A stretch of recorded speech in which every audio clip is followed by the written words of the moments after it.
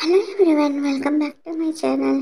ఈరోజు చూపించే పచ్చడి ములక్కాయ నిలువ పచ్చడి. సమ్మర్ వచ్చింది కదా, సమ్మర్లో మామిడికాయ పచ్చడితో పాటు ఈ ములక్కాయ పచ్చడి కూడా పెడతారు. మీలో ఎంతమందికి ఈ పచ్చడి తెలుసో నాకు కామెంట్ చేయండి. ఈ పచ్చడి కోసం చూడండి ఎంత పొడుగ్గా ఉన్నాయో. మీడియం సైజులో ఉన్న ములక్కాయల్ని ఒక 6-7 తీసుకున్నాను.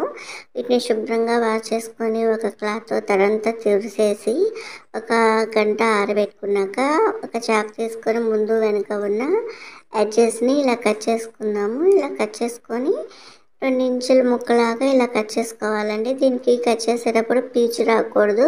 పీచు వచ్చిందంటే పచ్చడంతా బాగోదు. ఇక్కడ మేము కట్ చేస్తున్నట్లుగా కట్ చేసుకోవాలి. ఇలా ములక్కాయలు మొత్తం కట్ చేసుకొని ఇలా పక్కన పెట్టేసుకోవాలి. పక్కన పెట్టేసుకున్నాక వీటిని కొలుచుకుందాం అనమాట. ఏదైనా గిన్నె తీసుకొని నేను ఇక్కడ ఒక బౌల్ తీసుకొని మనం కట్ చేసుకున్న ములక్కాడ ముక్కల్ని ఒక బౌల్లోకి వేసాను. సో నాకైతే మొత్తం కొలుచుకోగా 2 కప్పులు వచ్చినాయండి ములక్కాయలు.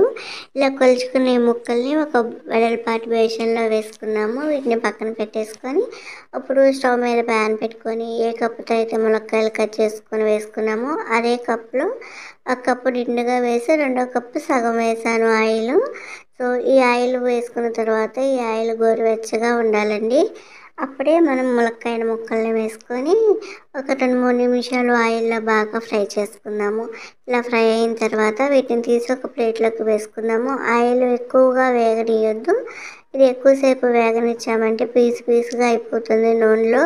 సో ఒక 3 నిమిషాలు వేగిన తర్వాత ఆయిల్ అంతా వచ్చేసాక తీసుకొని ప్లేట్లో పెట్టేసుకుందాం. మొత్తం 2 సార్లుగా వీటిని వేయించుకొని ఈ ముక్కల్ని బౌల్లోకి వేసుకుందాం. ఈ పచ్చడి టేస్ట్ అనేది చాలా బాగుంటుంది. సో ఈ పచ్చడిని ఎప్పుడైనా మీరు ట్రై చేశారా లేదో కూడా నాకు కామెంట్ చేయండి. ఇలా వేయించుకునే ముక్కల్ని తీసుకొని ఒక బౌల్లోకి వేసుకొని రెండోసారి కూడా వీటిని వేయించుకుందాము. ఆయిల్ మరీ ఎక్కువ హీట్లో ఉండొద్దు, లో ఫ్లేమ్లో ఉంటే సరిపోతుంది అనమాట. సో ఈ పచ్చడి తింటే అస్సలు వదిలిపెట్టండి. మా ఇంట్లో ఆల్మోస్ట్ అందరికీ ఫేవరెట్ ఈ పచ్చడి. మా దొడ్లోనే కాసినవి ములక్కాయలు, వాటితో పాటు చూపిస్తున్నాను. ఇప్పుడైతే ఈ ములక్కాయలు తీసేసాక ఆయిల్ వేడిగా ఉంటుంది కాబట్టి 2 టీ స్పూన్లు ఆవాలు, 2-3 ఎండుమిర్చిని తుంపి వేసుకొని ఒక చిన్నుల్లిపాయ రబ్బలు ఉంటాయి కదా, వాటిని పొట్టు తీసేసుకొని బాగా క్రష్ చేసి ఆయిల్లోకి వేసుకొని ఒక 1/2 టీ స్పూను మనము పోపులో వేసుకుంటాం కదా ఇంగువ వేసుకొని ఒక 1/2 టీ స్పూన్ పసుపు వేసుకొని పోపు వేయించుకొని పక్కన పెట్టుకుందాం. ఇప్పుడు ఏ కప్పుతో అయితే ములక్కాయలు కొలుచుకున్నామో అదే కప్పుతో చింతపండు తీసుకుందాం. ఇది వెయిట్ మెజర్మెంట్లో చెప్పాలంటే 125 గ్రామ్స్ ఉంటుంది. ఇప్పుడు వీటిని వాటర్ వేసి 2 సార్లు శుభ్రంగా వాష్ చేసుకున్నాక ఒక కప్పు వాటర్ వేసుకొని ఈ చింతపండుని బాగా ఉడికించుకుందాము. చింతపండు వాటర్ని ఉడికి బాగా దగ్గరగా వచ్చి చిక్కు పడేదాకా ఉంచుకోవాలి. చింతపండు ఇంకొంచెం ఉడికేదాకా లో ఫ్లేమ్లోని చింతపండుని ఉడికించుకుందాం. చూడండి ఇలా ఉడికిన తర్వాత ఇంకొంచెం దగ్గరికి వచ్చాక స్టవ్ ఆఫ్ చేసేసుకొని దీన్ని పూర్తిగా చల్లారబెట్టుకుందాము. సో ఈలోపు ఇంకో ప్యాన్ తీసుకొని 2 టేబుల్ స్పూన్ల ఆవాలు, 1 టీ స్పూన్ మెంతులు వేసుకొని వీటిని లో ఫ్లేమ్లో వేయించుకుందాము. సో ఆవాలు చిటపటమనేదాకా కూడా వేయించుకొని ఈ ఆవాలు మెంతులు వేగేదాకా మనం లో ఫ్లేమ్లో వేయించుకుందాం. మాడిపోకుండా ఇలా వేయించుకోవాలన్నమాట సన్న మంట మీద. ఇలా వేగిపోయిన వీటిని తీసి ఒక చల్లారిపోయినాక మిక్సీ జార్లోకి ట్రాన్స్ఫర్ చేసుకొని పొడి చేసుకుందాము. బాగా మెత్తటి పొడిలాగా చేసుకోవాలి. మెంతిపిండి ఆవాలు బాగా వేయించుకుని చల్లారిపోయాక మిక్సీ జార్లో వేసుకొని మెత్తటి పేస్ట్ లాగా వేసుకొని ఇలా ఒక గిన్నెలోకి కానీ ఒక బౌల్లోకి కానీ ఇలా తీసి పెట్టుకొని ఇప్పుడు ఇదే మిక్సీ జార్లోకి వెల్లుల్లిపాయలు 2 మీడియం సైజులో ఉన్న వెల్లుల్లిపాయల్ని ఇలా మిక్సీకి వేసుకుంటే కచ్చాపచ్చాగా వస్తుంది. వీటిని కూడా పక్కన పెట్టేసుకొని ఇప్పుడు ములక్కాయలు వేసుకున్న బౌల్లోకి మీరు కారం ఎక్కువ తినే వాళ్ళైతే 1 కప్పు కారాన్ని వేసుకొని నేనైతే ఒక 1/2 కప్పు కారం వేసాను. అలానే ఉప్పు అనేది కూడా ఒక 6-7 టేబుల్ స్పూన్లు వేసుకున్నాక ఇందులో మనం ముందుగా మెంతిపిండి ఆవపిండి వేసుకొని చిన్నులపాయ రబ్బలను కూడా వేసేసుకొని వీటన్నిటిని ముందు బాగా కలుపుకుందాము. సో చూడండి ఇదంతా బాగా ఇలా కలిపేసుకోవాలన్నమాట.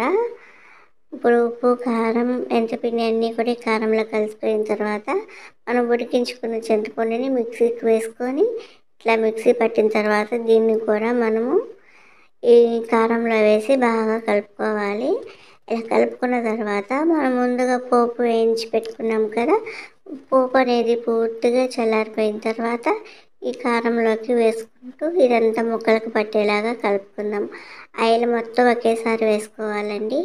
ఈ ఆయిల్ మనకి ఎక్కువలాగా అనిపిస్తుంది కానీ పచ్చళ్ళలోకి కరెక్ట్గా సరిపోతుందండి. ఆయిల్ ఇలా లేకపోతే పెట్టగట్టినట్టు గట్టిగా ఉంటుంది, పచ్చడిలో గట్టిగా అయిపోతుంది, అన్నంలోకి అంత బాగోదు. కాబట్టి మనము ఆవకాయ పచ్చళ్ళలో ఎంత ఆయిల్ అయితే ఉంటుందో అంత. మీరు ఇంత వద్దు అనుకుంటే చూసి వేసుకొని, కానీ ఆయిల్ ఉంటేనే బాగుంటుందన్నమాట. ఇప్పుడు ఈ కారము, ఉల్లిపాయ చింతపండు పేస్ట్ అంతా కూడా కలిసేలాగా ముక్కలకి కలుపుకొని, ముక్కలు మరీ గట్టిగా రఫ్ చేయొద్దు, చెదిరిపోతాయి.